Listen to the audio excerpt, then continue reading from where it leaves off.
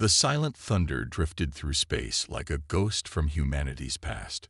Her hull, scared by decades of service, reflected distant starlight in patterns that seemed to shift and dance across her surface.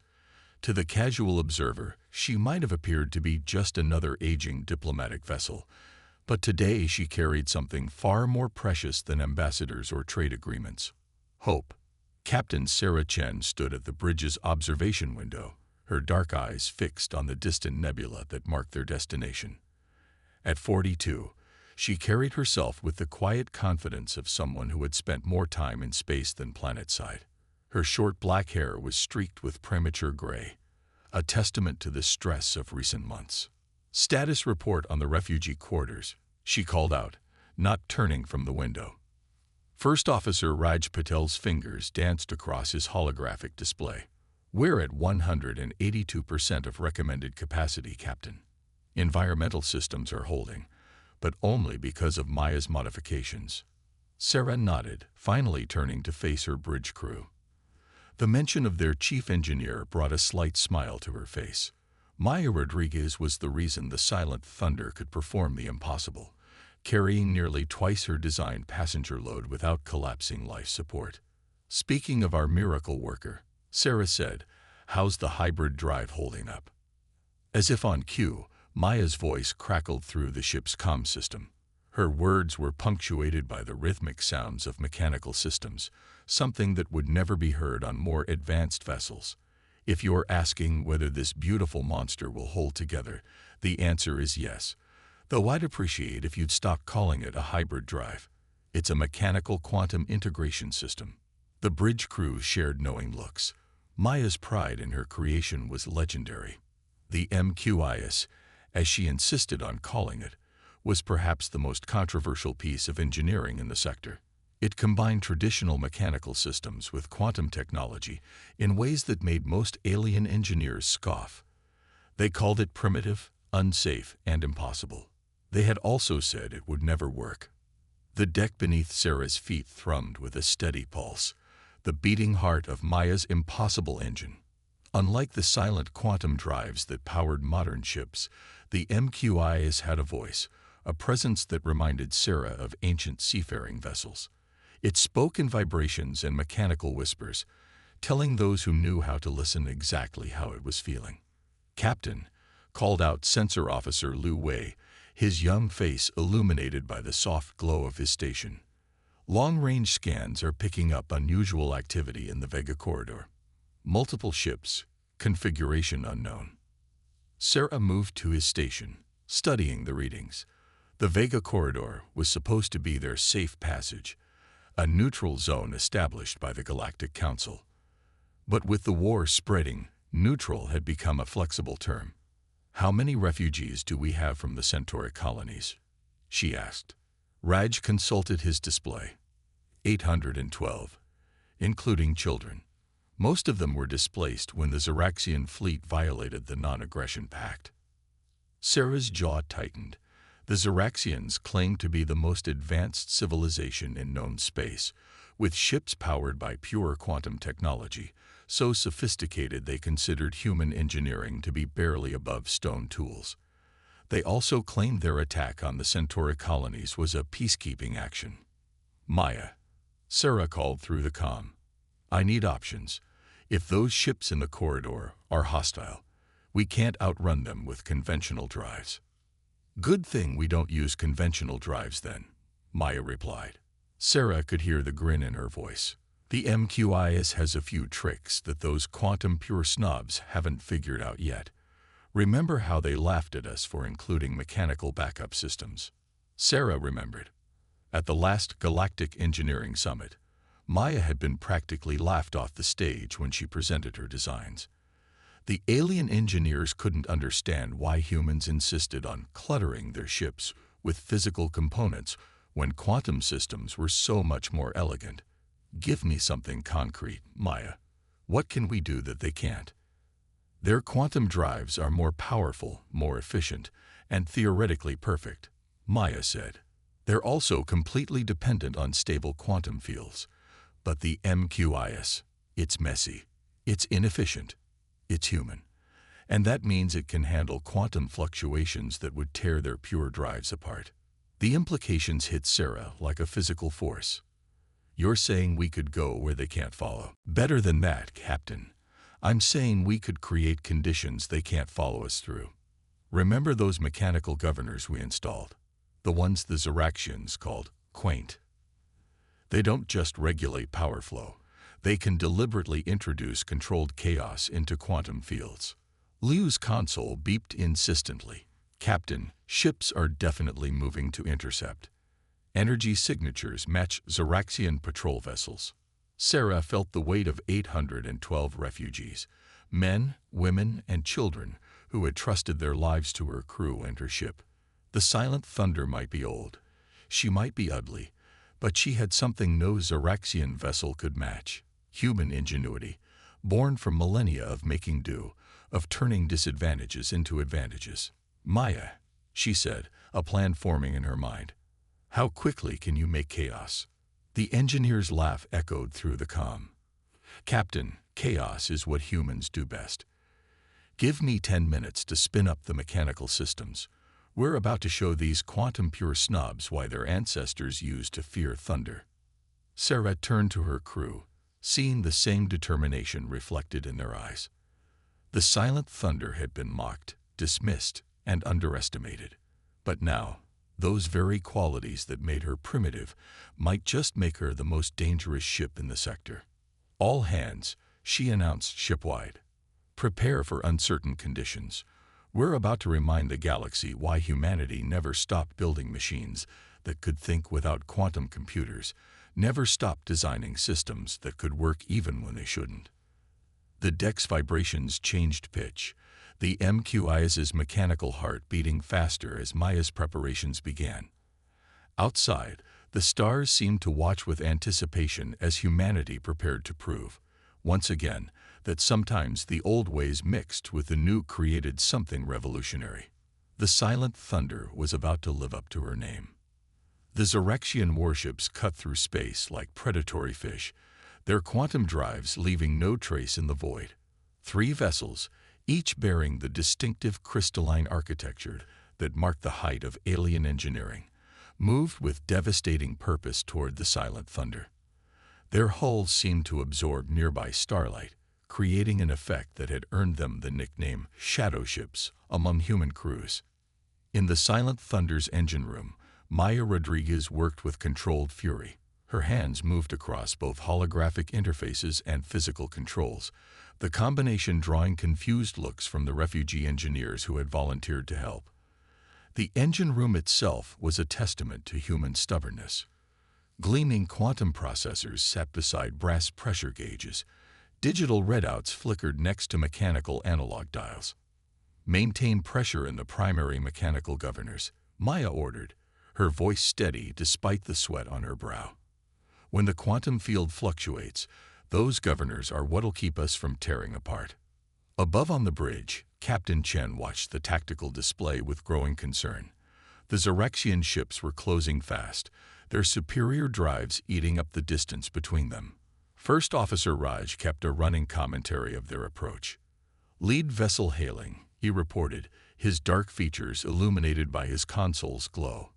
They're ordering us to power down and prepare for boarding. They claim we're harboring fugitives from justice.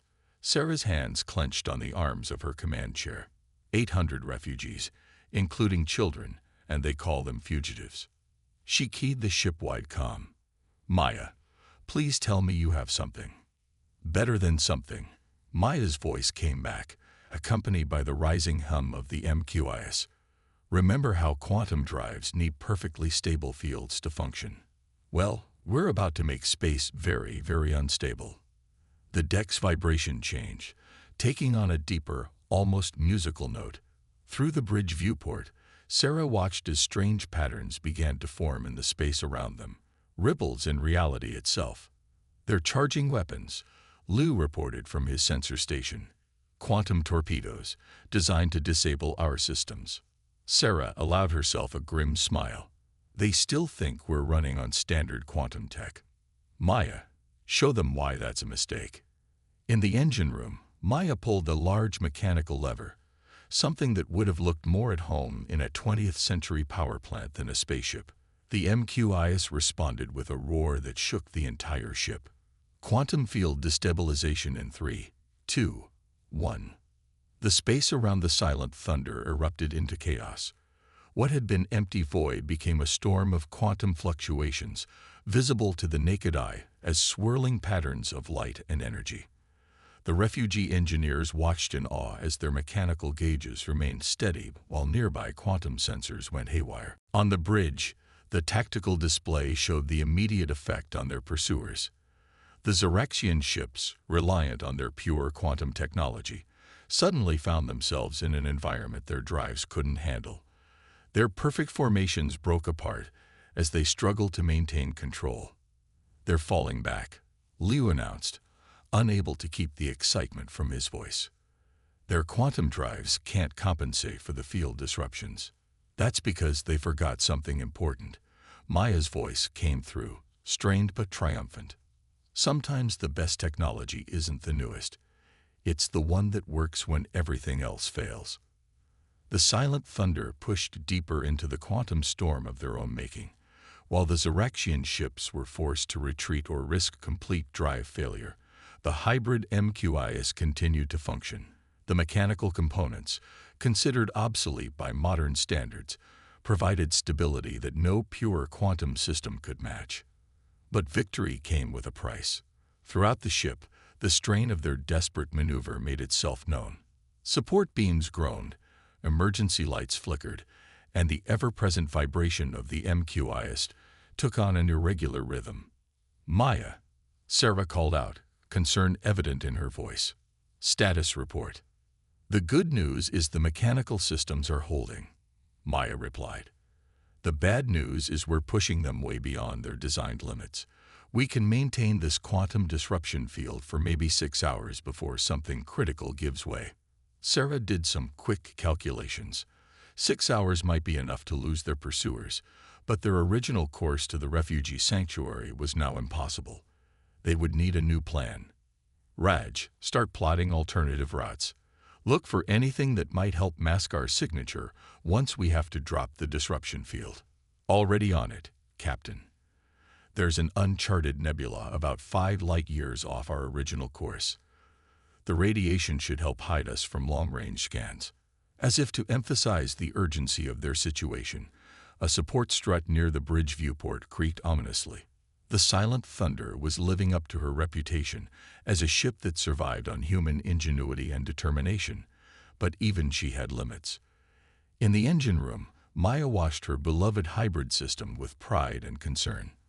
The mechanical governors were performing better than she'd ever dreamed possible, compensating for quantum fluctuations that should have torn the ship apart.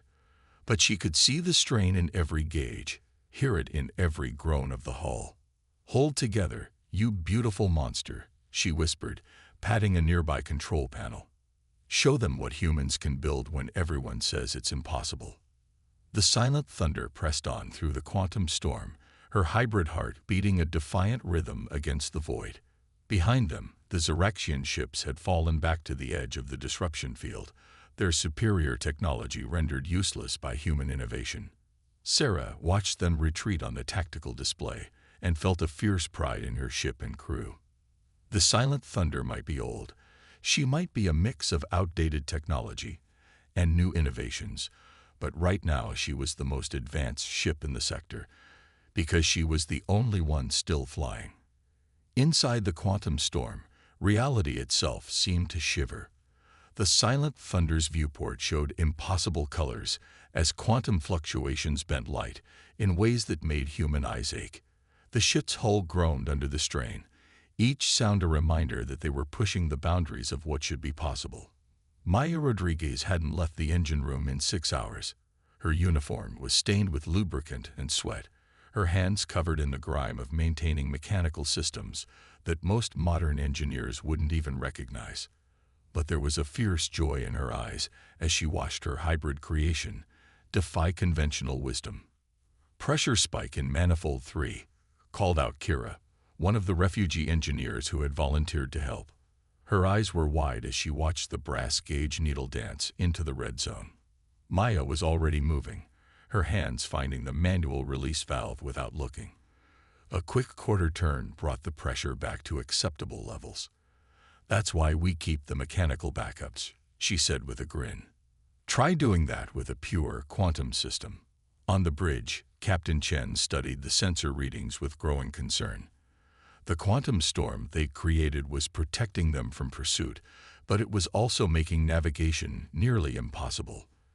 Traditional quantum sensors were useless in the chaos, and even their hybrid systems were struggling to make sense of their surroundings. "Liu," she called to her sensor officer, "anything from those old-style radar arrays?" Liu nodded, his fingers dancing across both holographic and physical controls. "The electromagnetic systems are giving us something, Captain. It's not pretty, but it's better than flying blind. The quantum storm actually shows up as a sort of weather pattern." "Weather," Sarah mused, remembering her grandfather's stories of sailing Earth's oceans. "Raj, bring up the historical archives. I want everything we have on how ancient sailors navigated storms." Her first officer gave her a questioning look but complied. As the data appeared on his screen, his eyes widened with understanding. "Captain, are you suggesting we treat this like a maritime storm? Our ancestors faced chaos they couldn't control and found ways to use it," Sarah replied. "They didn't have quantum computers or AI navigators. They had intuition, experience, and basic tools that couldn't fail because they were too simple to break." The ship shuddered violently, causing alerts to flash across every console. Maya's voice came through the comm, tight with concentration. "We got microfractures forming in the quantum containment field. The mechanical governors are compensating, but we're pushing them to their limits." Sarah keyed the ship-wide comm. "All hands. This is the captain. What we're attempting has never been done before. We're not just hiding in this storm. We're going to navigate it. Our ancestors faced typhoons and hurricanes with nothing but wind, waves, and their own determination to guide them. We're going to do the same." Throughout the ship, crews scrambled to adapt. In the medical bay, Dr. Hassan worked to stabilize equipment that was never designed for these conditions. In the refugee quarters, families huddled together as the ship's structure creaked and groaned around them. "Maya," Sarah called, "I need you to think like those old steam engine mechanics. When a storm pushed them too hard, how did they protect their engines?" There was a moment of silence, then Maya's laugh came through the comm. "They reduced power and let the storm do the work. Captain, we've been fighting the quantum fluctuations. What if we ride them instead? Can the MQIs handle that? The quantum components won't like it, but the mechanical systems, they're basically just along for the ride. We'll lose fine control, but we'll put a lot less strain on the ship." Sarah looked at her tactical display. The Xeraxian ships were still out there, waiting at the storm's edge. They were probably expecting the silent thunder to eventually lose power and drift out of the quantum chaos. Instead, she was about to do something they would never consider. "Do it," she ordered. "Take us deeper into the storm." Maya's modifications took effect immediately. The ship's constant battle against the quantum fluctuations ceased, and instead, the silent thunder began to move with the chaos. The hull groaning lessened, replaced by a gentle rocking motion that felt almost nautical.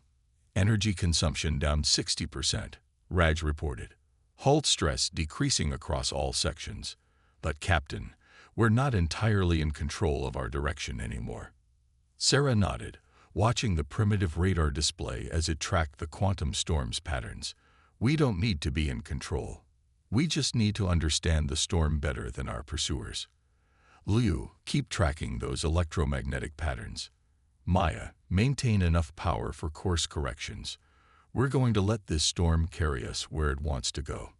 In the engine room, Maya watched in fascination as the mechanical gauges settled into a new rhythm. The quantum storm outside was still chaos, but the silent thunder had stopped fighting it. Like a wooden ship running before a gale, they were now working with the forces trying to tear them apart. "The quantum purists would have a fit if they could see this," she muttered, patting the brass housing of a pressure gauge. Sometimes the most advanced solution is knowing when to step back and let physics do the work. Through the viewport, the quantum storm continued to rage, its impossible colors painting the bridge in shifting patterns of light. But now, instead of fighting for survival, the silent thunder moved through the chaos with an almost graceful purpose. She was neither fully modern nor completely ancient, but something new, a bridge between humanity's past and future. Sarah watched the storms dance through the viewport and felt a connection to every captain who had ever guided a vessel through nature's fury. The tools might have changed, but the essence remained the same. Human ingenuity finding ways to survive, to protect their charges, to press on when logic said retreat was the only option. The silent thunder sailed deeper into the quantum storm, carrying her refugees, her determined crew, and humanity's eternal refusal to accept impossible odds. Behind them, the Zeraxian ships could only watch as their quarry disappeared into chaos they couldn't comprehend, much less follow. The silent thunder emerged from the quantum storm like a ship breaking through a wall of fog. The impossible colors faded, replaced by the familiar black of normal space, but nothing else was familiar. The stars were wrong, their patterns unlike any in their navigational database. In the engine room, Maya stood amid a scene that would have given any modern engineer a heart attack. Steam hissed from overtaxed mechanical components, coolant dripped from stressed quantum containment vessels, and the air smelled of hot metal and ozone. But the MQIS was still running, still keeping them alive. "Status report," she called out to her team, voice hoarse from hours of shouting over machinery. Kira, the refugee engineer, looked up from a mechanical diagnostic panel. "The governor's held, but we got stress fractures in half the primary systems. The quantum matrices are stable, but only because the mechanical backups took the strain. We're alive, but we're hurt," Maya finished. She ran a hand along a brass pressure gauge, feeling the warmth of working metal. Good thing we humans never forgot how to fix things the old-fashioned way. On the bridge, Captain Chen was facing her own challenges. The navigation system was struggling to identify their location, their long-range communications were dead, and the ship's quantum sensors were giving readings that made no sense. "Best guess on our position?" she asked Raj, who had been working on the problem since they emerged from the storm. "Based on conventional stellar cartography." He paused, double-checking his calculations. "We're approximately 300 light-years off our planned course." But that's not the strange part. Sarah raised an eyebrow. What could be stranger than being thrown 300 light-years off course? The quantum readings. According to our sensors, space itself is different here. The background quantum field is structured in ways our database doesn't recognize. Liu spoke up from his station. "Captain, I'm picking up something on the old radio frequencies. It's faint, but it's definitely artificial. Put it through." The bridge speakers crackled with static, then resolved into a repeating pattern of pulses. Sarah felt her spine stiffen as she recognized the rhythm. "That's Morse code," she whispered. "But that's impossible. Nobody's used Morse code for interstellar communication in over a century." Raj was already translating the signal. "It's a warning, Captain. It says, 'Danger. Quantum barrier. No passage.'" He looked up from his console. "There's more, but it's breaking up." Sarah was about to respond when a new alarm sounded. Liu's hands flew across his sensor controls, his face paling at what he saw. Multiple ships dropping out of quantum space, Zeraxian signatures, but they're not the same ones that were chasing us. These are different. The viewport filled with the sight of crystalline ships emerging from quantum space, but these weren't the sleek predators that had pursued them.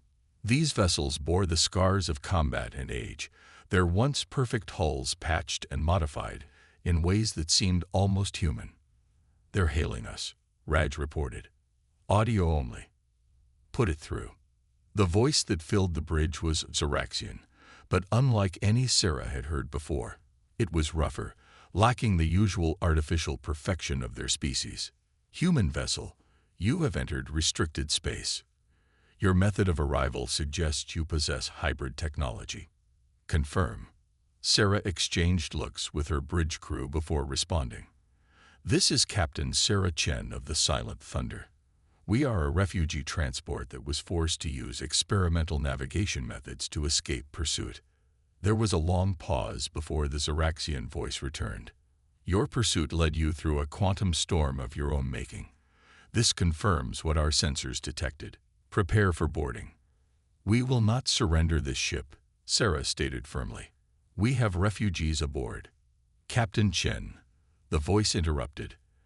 And now there was something like amusement in its tone. We are not your enemies. We are, let's say, dissidents. Those who learned the hard way that pure quantum technology has its limitations. We've been expecting someone like you for a very long time. Maya's voice came through the internal comm. Captain, you need to see these sensor readings. These ships, they're running hybrid systems. Different from ours, but the principle is the same. They're using mechanical components to stabilize quantum fields. Sarah felt her world shift slightly. You've developed hybrid technology independently. Not independently, the Zeraxian replied. We learned it from necessity. When we were exiled here, beyond the quantum barrier, we discovered that pure quantum technology doesn't work reliably in this region of space. We had to adapt. To survive, we had to embrace methods we once considered primitive. The implications were staggering. A group of Zeraxians who had abandoned their society's obsession with pure quantum technology, who had learned to combine the old with the new, just as humans had. The refugee ships that disappeared in this sector over the past year, Sarah said slowly. The ones everyone assumed were lost. Are safe, Captain. We've been protecting them, helping them reach sanctuary through routes the quantum purists can't follow. Your arrival through the quantum storm proves what we suspected, that humans might be the key to breaking the quantum barrier permanently. In the engine room, Maya stared at her hybrid system with new eyes. What they had created wasn't just a solution to their own problems. It was a bridge between two approaches to technology, two ways of thinking that everyone had assumed were incompatible. Captain, she said into the comm, I think we just stumbled into something much bigger than a refugee rescue. Sarah looked out at the scared Zeraxian ships, their hybrid hearts beating in rhythm with the Silent Thunder's own unique pulse. They had set out to save refugees and had found something far more valuable. Proof that they weren't alone in believing that progress didn't always mean abandoning the past. Well, she said, a smile tugging at her lips, I guess we'd better hear what our new friends have to say. After all, it's not every day you find out you're part of a technological revolution. The Silent Thunder drifted among her newfound allies, her hybrid heart still beating strong despite her wounds. She had carried her crew and refugees through impossible odds, proven that human ingenuity could survive any challenge, and now she was about to help change the galaxy's understanding of what was possible when you weren't afraid to embrace both the old and the new. The Silent Thunder's engine room had become an unlikely classroom. Maya Rodriguez stood before a mixed group of human and Zeraxian engineers, her hands covered in grease as she pointed to the hybrid system's mechanical governors. The Zeraxians, their crystalline features showing unprecedented expressions of fascination, watched as she demonstrated how simple mechanical principles could stabilize complex quantum fields. The beauty isn't in either system alone, Maya explained, tapping a brass pressure gauge. It's in how they work together. The quantum field provides the power, but the mechanical systems provide the control. One without the other is incomplete. Kexri, the lead Zeraxian engineer, nodded slowly. His once pristine environmental suit had been modified with mechanical components, much like the ships he helped maintain. We discovered something similar during our exile, but our solutions were inelegant. Your design shows a true understanding of both technologies. In the conference room above, Captain Chen sat with the Zeraxian resistance leader, Administrator Vexna. The administrator's crystalline form had been scared by years of survival beyond the quantum barrier, but there was a fierce intelligence in her compound eyes. Your arrival has confirmed what we've long suspected, Vexna said, her translator giving her words a metallic edge. The quantum barrier that surrounds this region of space isn't a natural phenomenon. It was created by the Zeraxian High Command to contain what they saw as dangerous ideas. We had no choice. Pure quantum technology becomes unreliable in this region. At first, we thought it would mean our death. Then we remembered the historical records of how other species, particularly humans, approached technological development. You never fully abandoned your mechanical systems, even as you embraced quantum technology. The ship shuddered slightly as Maya's team tested some modifications. Through the viewport, Sarah could see other refugee ships gathering. Vessels that had been thought lost, now safe under the protection of the Resistance. The High Command's propaganda speaks of human ships as primitive, Vexna continued. They mock your backup systems, your insistence on maintaining mechanical knowledge. But we've learned that this diversity of technology is not a weakness, it is humanity's greatest strength. In the engine room, Maya and Kexri had moved on to examining the quantum matrices. The Zeraxian engineer's crystalline hands moved with surprising delicacy over the hybrid connections. We can improve this interface, he said, pointing to where quantum fields interfaced with mechanical governors. Our exile forced us to experiment with similar systems, if we combine our knowledge. Maya's eyes lit up with the joy of shared innovation. The efficiency could be doubled, maybe tripled. And if we apply this across multiple systems, we could create ships capable of passing through the quantum barrier at will. Kexri finished. Vessels that would be immune to the High Command's control of quantum space. Back in the conference room, Vexna was laying out a bold proposal. The refugee crisis has given us an opportunity. The High Command cannot ignore the number of ships that have mysteriously disappeared in this sector. When they investigate, they will find not just survivors, but a new form of technology that challenges everything they believe. They'll try to suppress it, Sarah warned. They'll say it's dangerous, unreliable.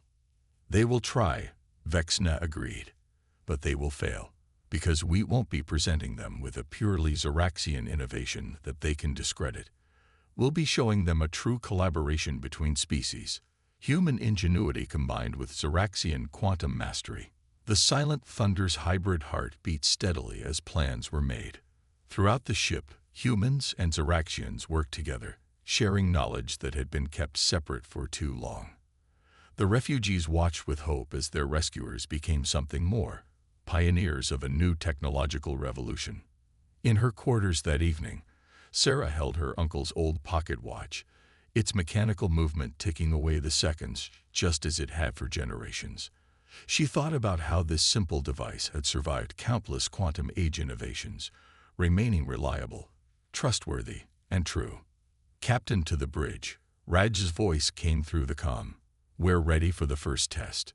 On the bridge, Sarah found both her crew and their Zeraxian allies gathered around the main viewport. Beyond the reinforced glass, a test probe hovered, equipped with the first prototype of their combined hybrid technology. Ready when you are, Captain, Maya's voice came through, filled with barely contained excitement. Sarah looked at the faces around her, human and alien, each contributing their own knowledge and experience to this moment. Let's make history, she said simply. The probe activated, its hybrid heart pulsing with new power.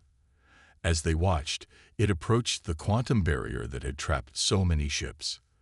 There was a moment of tension as it made contact with the barrier's edge. Then it passed through smoothly, its systems maintaining perfect stability. A cheer went up from both humans and Zeraxians. In the engine room, Maya and Kexri clasped hands in a gesture that bridged species and ideologies. The silent thunder's own hybrid system seemed to pulse in approval, its mechanical heart beating in time with quantum rhythms that no longer seemed so alien. And that, Sarah said quietly, is how humanity changes the galaxy. Not by having the most advanced technology, but by remembering that sometimes the old ways and the new ways are stronger together. The silent thunder had started her journey as a refugee ship, mocked and dismissed as obsolete. She would end it as the flagship of a technological revolution, proving that humanity's greatest gift to the galaxy wasn't just innovation. It was the wisdom to know that progress doesn't mean forgetting where you came from. In the vast darkness of space, where quantum barriers met mechanical ingenuity, a new age was beginning. And it started, as so many great changes do, with a simple human truth. Sometimes the best way forward is to remember what you learned on the way.